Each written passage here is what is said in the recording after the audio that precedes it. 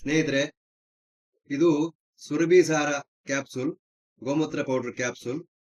ಇದು clinically tested for varicose veins, PCOD, sugar, mouth ulcer ಹಾಗೂ acidity. ಈ ಔಷಧವನ್ನ ಹೊಳಲ್ಕೆರೆಯ ಗುರ್ರಾಜ್ ಎನ್ನುವರು ವೆರಿಕೋಸ್ ವೇನ್ಸ್ಗಾಗಿ ತೆಗೆದುಕೊಂಡಿರುತ್ತಾರೆ. ಅವರೀಗ ನಮ್ಮೊಂದಿಗಿದ್ದಾರೆ. ನಮಸ್ಕಾರ ಗುರ್ರಾಜ್ ಅವರೇ. ನಮಸ್ಕಾರ ಸರ್. ನನ್ನ ಹೆಸರು ಗುರುರಾಜ್ ಅಂತ, ಹೊಳಲ್ಕೆರೆ ಇವರು, ಚಿತ್ತೂರು ಡಿಸ್ಟಿಕ್. ನಾನು ವೆರಿಕೋಸ್ ಗಾಯ ಆಗಿತ್ತು.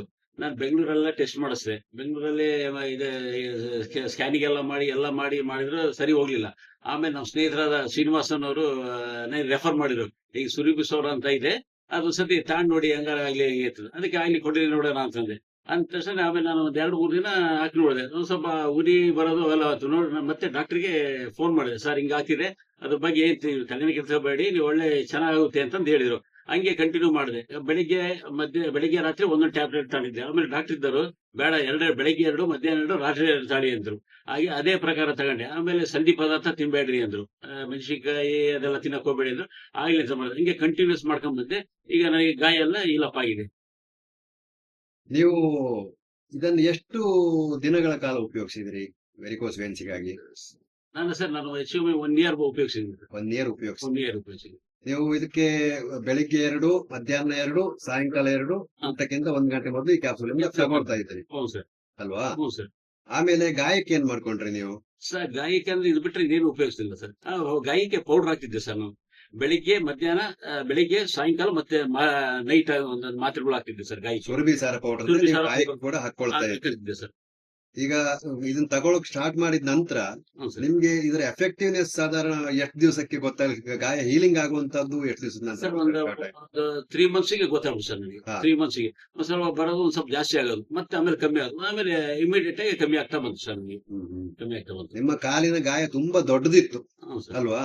ಸರ್. ನಿಮ್ಗೆ ರಾತ್ರಿ ನಿದ್ದೆ ಕೂಡ ಪ್ರಾಬ್ಲಮ್, ಎಲ್ಲ ರೀತಿಯ ಸಮಸ್ಯೆಗಳನ್ನು ನೀವು ಅನುಭವಿಸ್ತಾ ಇದ್ದೀರಿ. ಮಾನಸಿಕವಾಗಿ ಓಡಾಡ್ಲಿಕ್ಕೂ ಸಮಸ್ಯೆ ಆಗ್ತಾ ಇತ್ತು. ಎಲ್ಲದರಿಂದ ನೀವು ಈಗ ಸುರಭಿಸಾರ ಕ್ಯಾಪ್ಸೂಲ್ ಅನ್ನ ಬಳಸಿ ಅದರಿಂದ ಹೊರಗೆ ಬಂದಿದ್ದೀರಲ್ವಾ? 100%. ಮತ್ತೆ ಈ ಸುರಭಿಸಾರ ಕ್ಯಾಪ್ಸೂಲ್ ಅನ್ನ ನೀವು ದಿನಕ್ಕೆ 6 ಕ್ಯಾಪ್ಸೂಲ್ ತಗೊಳ್ತಾ ಇದ್ರಿ.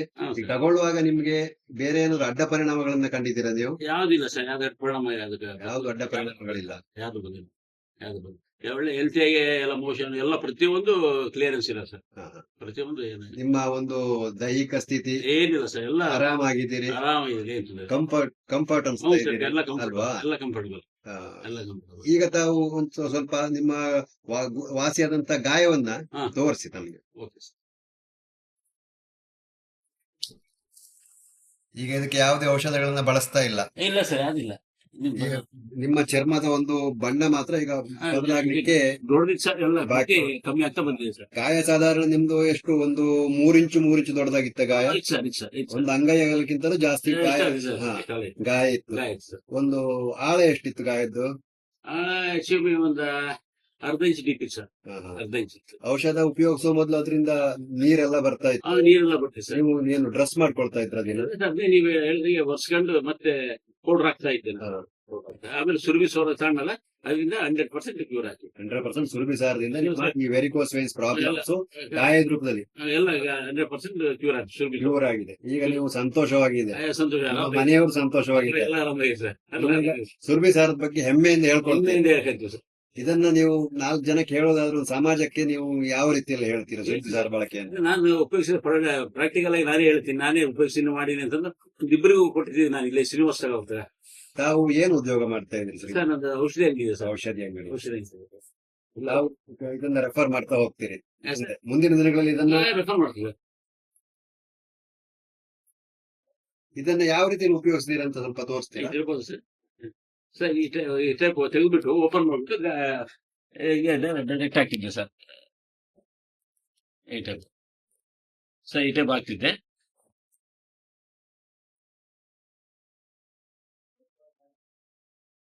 ಅದನ್ನ ಗಾಯಕ್ಕೆ ಹಾಕೊಳ್ತಾ ಇದ್ದೆ? ಸರ್, ಇದು ಗಾಯಕ್ಕೆ ಹಾಕ್ತಿದ್ದೆ.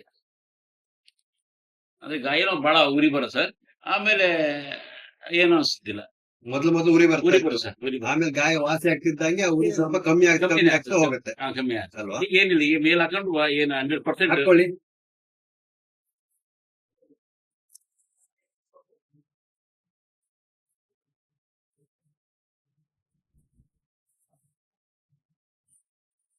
ಈಗ ನಿಮ್ಗೆ ಯಾವುದೇ ಉರಿ ಫೀಲ್ ಏನಿಲ್ಲ ಸರ್. ಅಥವಾ ಯಾವ್ದು ಇಲ್ಲ ಅಂದ್ರೆ ಏನು ನಿಮ್ಮ ಗಾಯ ಮಾಮೂಲು 100% ಗುಣಮುಖ ಆಗಿದೆ. ಮಾಮೂಲು ಲೆಕ್ಕ ಪ್ರಕಾರ ಹೆಂಗಿದ್ರೆ ಹಂಗಿದ್ದೀನಿ, ಏನು ಊರಿಲ್ಲ ಏನಿಲ್ಲ ಸರ್.